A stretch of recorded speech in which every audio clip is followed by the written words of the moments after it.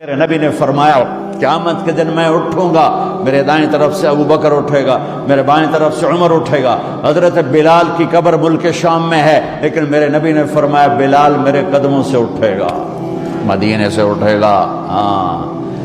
ہائے ہائے، اب نے کہا لوگ پیدل چلیں گے، میں براق پہ چلوں گا، بلال میرے آگے سرخ اونٹنی پہ سوار چلے گا۔ جب میدان معاشر میں پہنچیں گے تو بلال اونٹنی پہ کھڑے ہو کے کانوں میں انگلیاں دے کے اذان دے گا۔ وہ اذان بلالی رہ گئی رسم اذان، روح بلالی نہ رہی، فلسفہ رہ گیا تلقین غزالی نہ رہی۔ وہ اذان بلالی ہم سب سنیں گے جب کہیں گے اشہد ان لا الہ الا اللہ، تو سارا میدان معاشر کا مرد عورت کہے گا سچ کہہ رہے ہو۔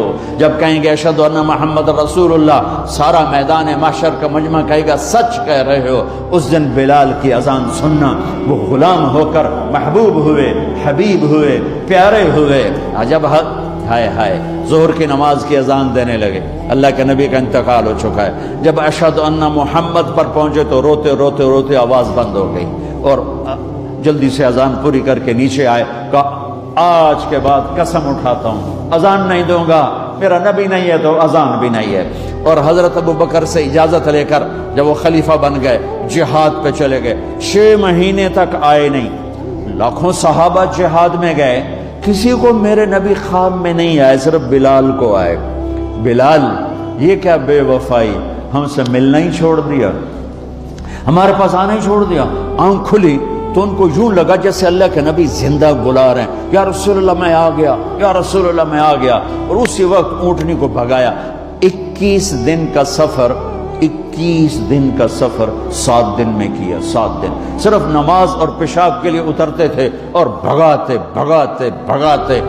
8ویں دن جب مدینے میں پہنچے تو آتے شور مچایا، یا رسول اللہ میں آ گیا، یا رسول اللہ میں آ گیا۔ ان کے ذہن سے نکل گیا کہ آپ تو دنیا سے جا چکے ہیں۔ جب مسجد کے قریب پہنچے تو پھر تڑپ اٹھے اور چیخنے لگے کہ آپ تو ہیں ہی نہیں۔ پھر گئے سیدھے قبر پہ جا کے یوں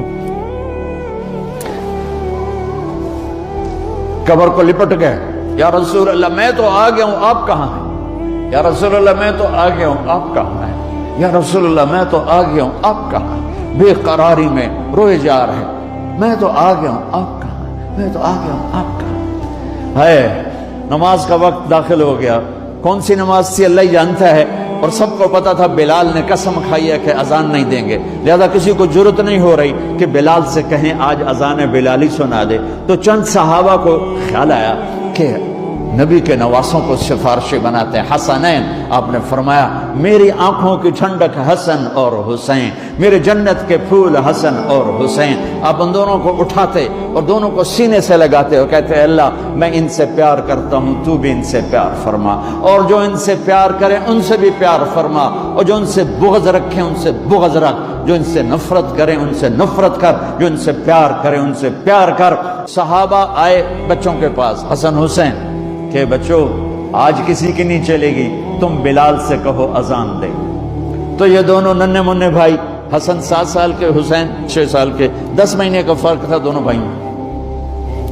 چچا ایک درخواست، کہ میرے ماں باپ آپ پہ قربان، آپ درخواست کیوں کہہ رہے ہیں؟ آپ امر کریں، آپ حکم کریں۔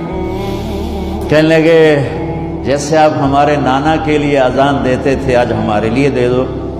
تو ایک دم وہ رونے لگے بلال، کہا ہے میرے بچوں میں نے قسم اٹھائی تھی کہ میں اللہ کے نبی کے بعد کبھی اذان نہیں دوں گا، لیکن تم پہ تو ہزاروں قسمیں قربان ہیں، میں اپنی قسم توڑتا ہوں اور اذان دیتا ہوں۔ جب وہ چڑھنے لگے اس بی بی کے گھر، قریب ایک انصاری عورت کا گھر تھا جس کی چھت پہ چڑھ کے اذان دیا کرتے تھے، تو سانس رک گئے، سب کے آنکھیں پھٹ گئیں، اور وہ یوں منظر دیکھ رہے کہ آج بلال تو ہے، محمد مصطفیٰ نہیں ہے۔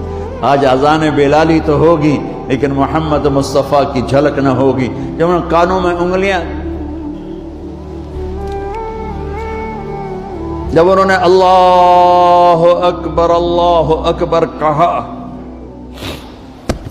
تو مدینے میں گھر گھر ماتم بچھ گیا، عورتیں بھی چیختی ہوئی گھروں سے باہر نکل آئیں، سارے مدینے کی گلیوں میں چیخ و پکار مچ گئی۔ اور یوں سب کو لگا جیسے محمد مصطفیٰ زندہ ہیں اور ان کا زمانہ ہے، لیکن آپ تو جا چکے تھے۔ یہ بلال کو جو رتبہ میرے رب نے دیا، یہ غلامی مصطفیٰ کی وجہ سے دیا ہے۔ آپ سب میرے بھائی بہن بیٹھے ہو، میرے بچے بچیاں بیٹھے ہو، اپنی زندگی کی قیمت لگاؤ، اور یہ قیمت پیسے سے نہیں ہے، پاؤنڈ سے نہیں ہے، ڈالر سے نہیں ہے، ڈگریوں سے نہیں ہے، یہ غلامی مصطفیٰ سے ہے، یہ محمد مصطفیٰ سے ہے۔